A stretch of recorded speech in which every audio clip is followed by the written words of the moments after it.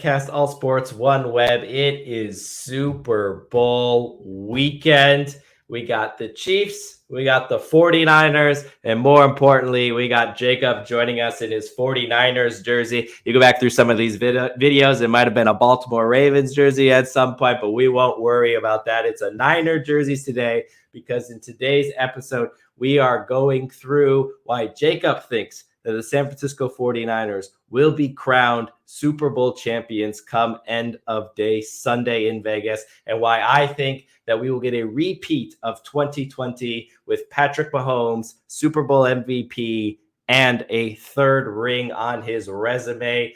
But Jacob, how excited are you about this Super Bowl rematch? Chiefs, Niners, the historic program versus the up and rising program, so to speak. Yeah, I'm so excited. Kyle Shanahan, second chance at trying to beat the Chiefs here and finally get a ring. People can finally start doubting if he's an all-time coach or not with this ring. He's going to win on Sunday. I couldn't be more excited for this matchup. Just two powerhouses in the last 5 years. Obviously, the Chiefs. Lots of Super Bowl appearances in the last few years. Niners getting their second one. See if Brock can take down this little dynasty forming right now. But I couldn't be more excited for Sunday. It's going to be an awesome matchup. Yeah, absolutely fantastic. And the storylines, we were all thinking of the different storylines from the AFC NFC Championship game. Will the Lions make it in as the first time in forever? San Francisco now making it with their second Super Bowl appearance, 4 NFC Championship games in the last 5 years for them. The Chiefs, obviously 6 straight AFC Championship games, their 4th Super Bowl now in the last 5 years. Or will the Baltimore Ravens finally come due? Lamar Jackson obviously winning the MVP last night. Congratulations to him, but 2-time MVP. Will he make his first Super Bowl appearance? Lamar Jackson likes to have as many MVPs as playoff wins, and he likes to keep it that way. So. You got to keep it even. Exactly. Can't get too carried away with yourself. And we got San Francisco, Kansas City. So obviously the underlying storyline here is rematch of the Super Bowl in 2020. The San Francisco 49ers jump out to that lead. Patrick Mahomes, 2 third-quarter interceptions. 21-10, it enters the fourth quarter, finishes 31-21 in favor of the Kansas City Chiefs. So, Jacob, obviously, you think the San Francisco 49ers are going to emerge out of this victorious, but what is going to be different this time around? Right. So, obviously, that last game didn't go San Francisco's way.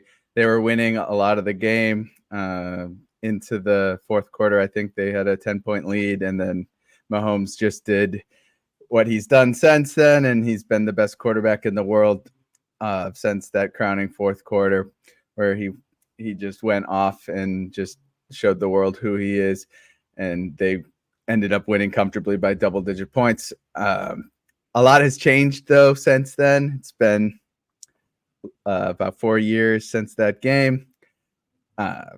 There's been players lost, players added. More importantly, probably on the Niners side, pay attention to players added. I'm going to go through a few of them for you right now. Notable players lost and added. We got Tyrann Mathieu, safety for the Chiefs, playing in that previous game. He's out now. Chiefs like to offload older players. I think I don't think they're hurting too much in this position. They ended up picking up a good safety to replace him. So I don't think they're hurting too bad there. They lose Charvarius Ward to the Niners, ironically. Charvarius Ward has gone on to really get into his prime. He has 5 interceptions this year. The Niners' probably best lockdown cornerback. Chiefs adding L'Jarius Sneed since that matchup. Probably the best cornerback in this game. So not hurting there. Tyreek Hill, however, was playing in that game a few years ago. He had 9 receptions, 105 yards, 16 targets. Holy crap. That's a huge miss. They don't have anyone close to a Tyreek Hill going into this game. If you're down 10 points in the fourth quarter, That's going to be a huge problem to not have that big playmaker to change up the game. They've added a few receivers, notably Rashee Rice, who's had a breakout year, very good year, over 1,000 yards receiving, I think, this year. They've added Kadarius Toney, which might have been a shot in the foot. I hope he plays. As someone rooting for the Niners on Sunday, I hope he plays. He almost made it through this Super Bowl week without saying something stupid, but it wasn't able to do that. Niners adding Brock Purdy, of course. Everyone would agree he's just an upgrade from Jimmy Garoppolo.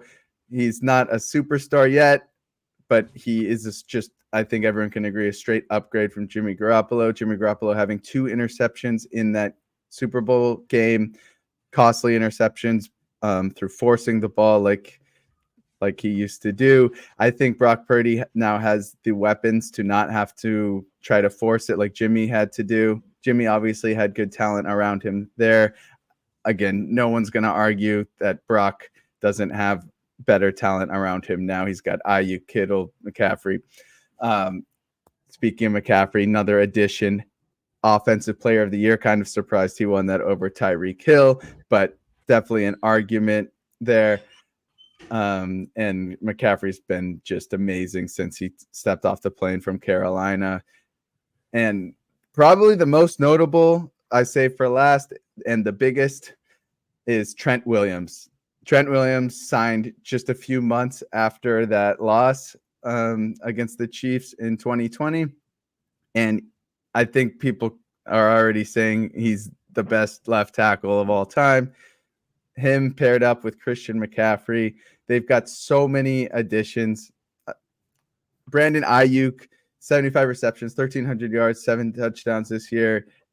Then the Niners are just a better team, and the Chiefs just have the best quarterback in the world. It's going to be a great matchup. I think the Niners just have a better team, though. I think it's going to be too much. Well, that was great, and I'm glad we gave you the floor. You know, a nice debate here to come. I was taking some notes while you're talking, so we could just do this a little debate style. Thank you, Jacob. Thank you for your great opening statement there on support for San Francisco 49ers. But let me dive into the actual reasoning and statistics here. I don't know what you were given. You talk about the best overall team and new additions. I believe the biggest addition, or one of the biggest things of the the transfer deadline in the NFL was you guys picked up Chase Young, reuniting the Ohio State Buckeyes. But you didn't mention anything like that. Chase I was Young thinking about adding him, and I realized it would probably go against. You realized it would go against San Francisco, exactly. Exactly. You would go against what you wanted to do. Another thing that went against. He might be benched too on Sunday. We'll see. Yeah, that might actually help you. And another thing you said, everyone would agree that. Exactly. They're just both going to watch each other. They should just sit on opposite sidelines because they're really rooting for each other. That's what they Chase Young are going to sit on a neutral bench next to each other. They should go to the Taylor Swift suite. Just send them up there, have them all be up there, and we'll just see what goes on. You said everyone would agree that Brock Purdy is an upgrade to Jimmy G. And I think on games, of course, I think as face value, I would agree with you. I would totally agree with you. You're definitely paying him a lot less than the Raiders are paying Jimmy G to be on the bench, be a backup. But Jimmy G in that Super Bowl, 20 of 31. It's about 60% completion percentage. 1 touchdown, 2 costly interceptions there late in the game to allow Kansas City to come back. Brock Purdy, so far in this playoffs, 60% completion pass percentage. 2 touchdowns, 1 interception. I don't see much of a difference there. Same completion percentage, 1 more touchdown, 1 less interception. 2 wins by a combined 6 points against 2 of the worst defensive teams in the playoffs. 50 rushing yards. Jimmy G never had a fourth quarter touchdown to win the game. Go on. Oh, okay, that's fine. Fine. I'll give you all of that. How about when Brock Purdy played some of the better defenses in the NFL? Baltimore, 0 touchdowns, 4 picks. Cleveland, 1 touchdown, 1 pick, 125. If he runs for 50, he's already halfway to his total yardage he got against Cleveland. Both of them, they took the L against both of those teams. Those are 2 of the top 3 defenses. I say top 3 because guess who was number 3? Kansas City, who currently sits as the number 2 defense in the postseason, whereas San Francisco sits in the bottom 3 after this, allowing 386 yards per game. 386 yards per game the San Francisco defense is letting up. Talk about if you take out the first half, it's a lot different story. Yeah. And so I can't see anything but Patrick Mahomes picking them apart. Yes, they don't have Tyreek Hill. Yes, they, might have the leading drops in the NFL this year, but I can't see anything but Patrick Mahomes picking them apart. He scored 21 in the fourth quarter last time in 2020. They beat them in San Francisco in the regular season after that, or since then.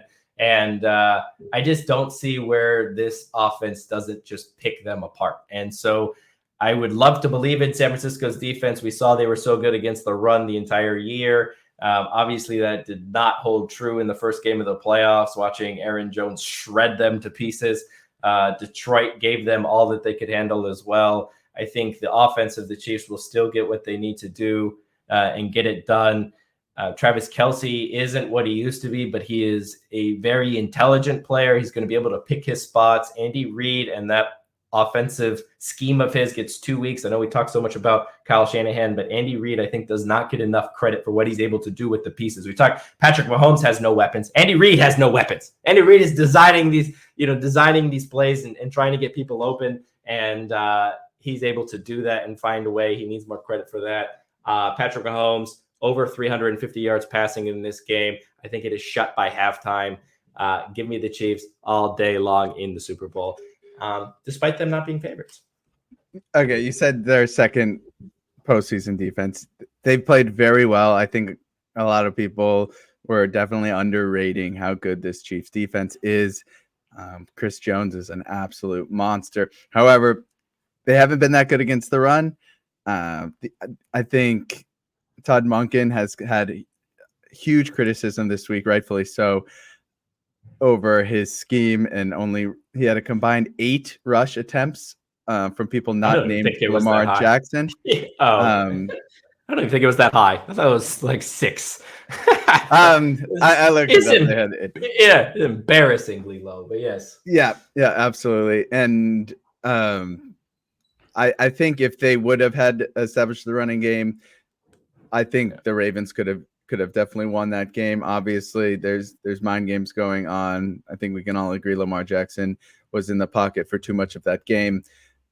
You got Christian McCaffrey, the best running back in the NFL, the offensive player of the year, right behind the best left tackle in the NFL. I think Christian McCaffrey has an amazing game early. I think he helps Brock Purdy open up that play action and gets him comfortable early. I think that's going to be the key. Really establish the running game. You got Elijah Mitchell too, awesome backup.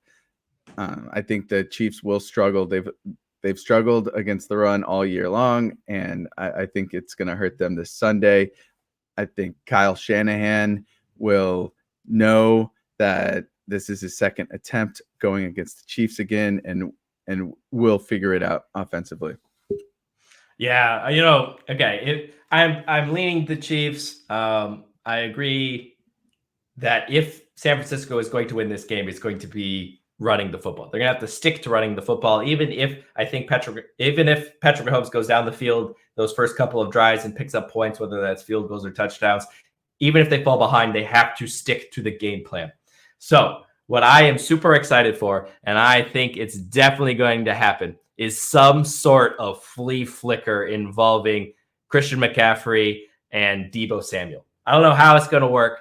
Something's going to happen. One of those two guys are going to get a passing touchdown. Prop bet for sure. It's Christian McCaffrey, receiving touchdown, rushing touchdown, passing touchdown. Lock it in, because that would be incredible. And I think they need something like that. They need something like a Sean Payton onside kick to start the half. They need something. They need to stick to their game plan, but they need to throw in some wrinkles there to help break it open. That Chiefs defense, like you mentioned, very stingy. And so they need something crazy like that to get it going if they're going to have a chance in this game. I just think you look at that Buffalo Chiefs game, every time the Chiefs got the ball, they were going to score. I mean, it just score every single time. I think that'll be similar in this. So they're going to need to lean on the run game, slow the game down, limit the number of possessions, capitalize when they can, and let the Chiefs be the Chiefs. And if you can throw a wrinkle in there to kind of give you an edge, spark something, turn the game a little bit, hopefully get a turnover maybe or something like that, then maybe the Niners will get a chance in this. But offensively, I think the Chiefs are just going to just dominate this defense. 386 yards per game against Detroit and against Green Bay puts you in a disaster.